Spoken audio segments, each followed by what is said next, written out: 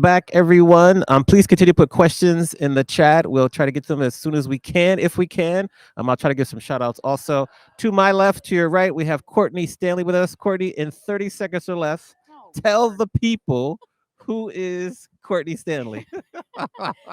Good morning. Buenos dias, everyone. It's great to be here, and thank you, Amani, for having me on the show. Mhm. My name is Courtney Stanley. I'm a keynote speaker, event MC, host of the podcast for women in events Dare to Interrupt, and I am a business coach.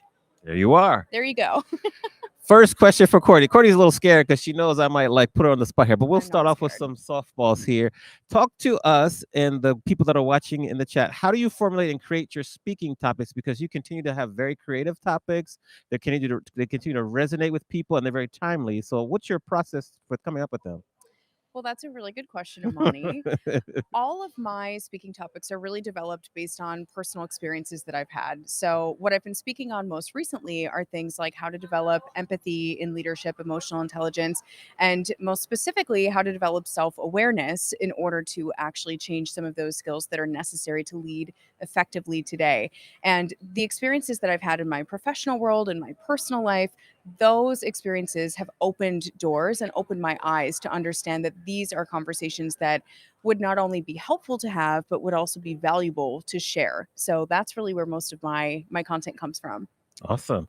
Now, when you think about your business, what do you feel is like the next level? What's next for Courtney Stanley in terms of your business? Because you've grown a lot over the past few years. What's coming next? Oh my gosh. So I literally just told Amani that I was working on a secret project. So I'm I'm not asking about not the secret spilling the project. tea Yes. on that yet. No, I'm really right now I'm really focused on building community. So I am very excited to continue developing content that's meaningful for the people that I'm serving. That's the most important thing to me.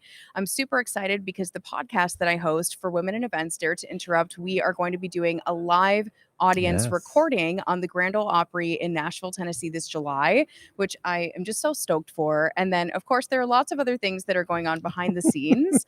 I am working on a book, and my editor always Oh, tells me not to say anything because it's probably going to take a minute to actually write it and get it out.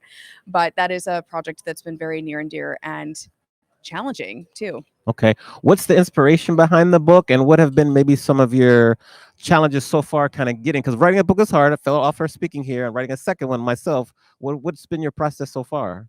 So, the book that I'm writing has definitely been an evolution. I think it started out as something that made sense to continue to build my brand as a professional, as I'm developing my career as an entrepreneur. And what I came to realize was that that was not motivating enough for me to really put in the work and time to actually write a full book. Mm, So I changed direction and decided to make it more of a personal development book. It's mm. all about loving yourself. It's specifically written for women, but it could be applicable to anybody.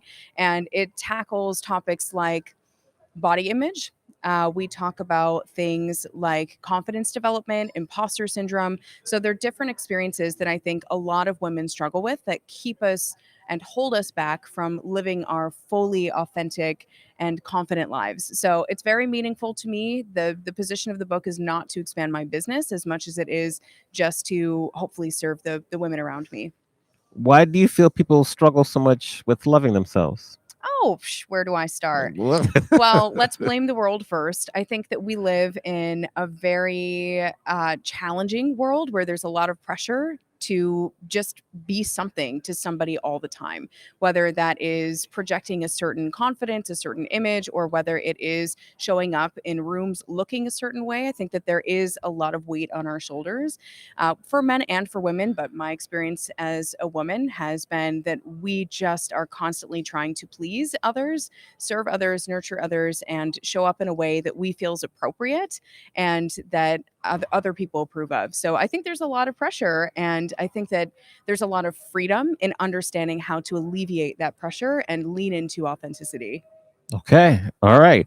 Now, let's go back to maybe early 2019, late 2019, where you were just you're really getting into being a full-time speaker. And then the pandemic hits. So tell us about how you've been able to successfully, very successfully navigate through that kind of downshift in the economy. And you've come out of like now we're out of the pandemic and you're thriving, you're busier than ever. Like, how were you able to do that? Because that was very difficult for many people. Yeah, maybe that'll be a different book someday. Okay, well said. Yes. So I quit my job at the end of 2019. I grew up in this industry. I studied hospitality and event management, worked as a planner, worked as a supplier, quit my job end of 2019, and started as a full-time speaker, MC, Hmm. podcaster, and coach at the beginning of 2020. Obviously, within 3 months' time, shit hit the fan and everything changed. So, for me, the approach that I took was that I had to really understand why I wanted to become an entrepreneur in the first place. And there were so many things that were attractive to me, like the flexibility, the freedom, the financial potential, the personal development, professional development. But when I really got down to what my mission was, it was about service. I was creating content and facilitating conversations that would serve the people around me.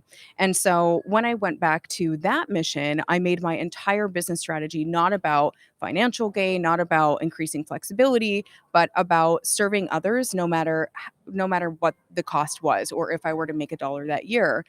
Honestly, it was the best approach I think I needed to take that year, Hmm. and it turned out to be a great first year of business. It was the hardest time to start something, but with discomfort comes growth, and I have experienced so much change, personal and professional, over the past couple of years because of how difficult that season was. Okay. Speaking of with discomfort comes change, that's what you said. How have you been able to maintain such a positive mindset throughout all the ups and downs, both pre-pandemic, during the pandemic, and after?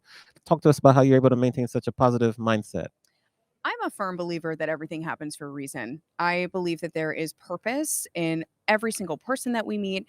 I believe that there is purpose in every experience that we have, and I believe in silver linings. So for me, as much as adversity is trying and difficult and painful at times, I know that there's purpose that stems from that pain. So I think having that mindset of resilience and a bit of optimism but also gratitude for the adversity really is what drives me forward, in knowing that this is going to make me stronger. I'm going to learn something from this, and also I'll probably turn this into a keynote at some point because Yes, it's yes. going to be some sort of lesson that I learned that I can share. Hmm. Speaking of keynotes, what topics are you talking about here at WEC? Ooh. Great segue. Yeah, this is such a shady question though, because Not and shady. Amani knows why. Because Amani and I are speaking together Hmm. on Thursday at 3:55, something Three. like that, Yes, Central yes. Time. Hmm. And it is going to be live streamed. So definitely tune in. We are a fierce duo. I'm so Yes, excited for our yes. session. So I'm going to be presenting my keynote, Outspoken, Owning Your Mic Drop Moment, which is all about confidence development. It's all about advocacy. It's self-awareness development, really understanding what it is that holds us back from speaking up in moments when it counts. And so Amani is joining me on stage to add his own personal stories, his own flavor, and also some really cool musical elements Hmm. during the session. So it's going to be great. Please come. We would love to see you there. Awesome. Any other sessions you're working on here at WC or speaking? Because you're doing a couple other things too, right? Yes, this is a very, very busy week in really beautiful ways. So, as you can see, we are at the Encore booth right now. Yes. I am partnering with Encore all week to create special content to share with you all if you are not here in person. And we are actually doing two live streams. So, we have two LinkedIn Lives happening today at 2 p.m. Central Time, talking about event budgeting and design. And tomorrow at 2 p.m. Central Time, talking about designing for belonging and inclusive environments. Yes. So they're both going to be great. Please go to Encore's company page, check out their events, and register for both live streams today and tomorrow. Awesome. As a coach, what do you find is the most common skill set that you're working with your clients to improve in our current day? Confidence. Mm. Confidence development, for no matter what my clients come to me for, either they need a little bit of guidance with building a strategy for their business, or they're coming to me because they have experienced some sort of situation where they want to move forward but they feel held back. And so my job as a coach really is to support them the best way possible, and a lot of times that does begin with self-awareness development, confidence development, and hopefully supporting them on a journey where they're able to find success in the most authentic and meaningful way. Amazing. Okay. So tell the people how they can best support you, where they can find you, where do you live online? If we want to connect with Courtney, where does Courtney live? So I live and online? breathe on LinkedIn. I'm on LinkedIn all the time. I feel like half the people that I run into, we've somehow connected on LinkedIn at some point. So find me on LinkedIn, Courtney Stanley, easy to find. You can also find me on Instagram, on Twitter, on Facebook at Courtney on Stage. My website is courtney-stanley.com. And if you're at the show and just happen to be tuning in while you're having your morning coffee, I'll be at the Encore booth for most of the week. So swing by and say hi. Amazing. Final question as we kind of let you continue about your busy day. If you're going to give advice to people who maybe are struggling with confidence, what is something quickly that they can take away from this morning to really start to work on it? So this morning I got up way too early and went to a very special sunrise event, specifically for women in our industry. And we had this moment where the sun was rising, and we had a moment to just kind of be together and share. And my advice to the women this morning that I'll share with you as well, and I won't cry this time. I was definitely crying on the Okay. beach this morning. Okay. Mm. Was to just come as you are. I think, there is so much beauty in being your true, authentic, unique, and beautiful self. And so often we try to live up to what we think other people expect of us. So throw the people pleasing aside and challenge yourself to really just own and truly holistically love who you are and what you bring to the world. Amazing. Yes, you mentioned people pleaser too. Awesome. Thank you, Courtney, for spending some time with us this morning. We can't wait for our session together tomorrow. And just good luck the rest of the conference. Well, thanks, Amani. And thanks, everybody. Look forward to seeing you, hopefully sometime in person soon. And until then, I'll see you on LinkedIn. Awesome. Give us a couple minutes. We're going to get Rocio up here with us. But thanks again, Courtney. And we'll be right back. Keep talking in the chat. I'm going to shout you out.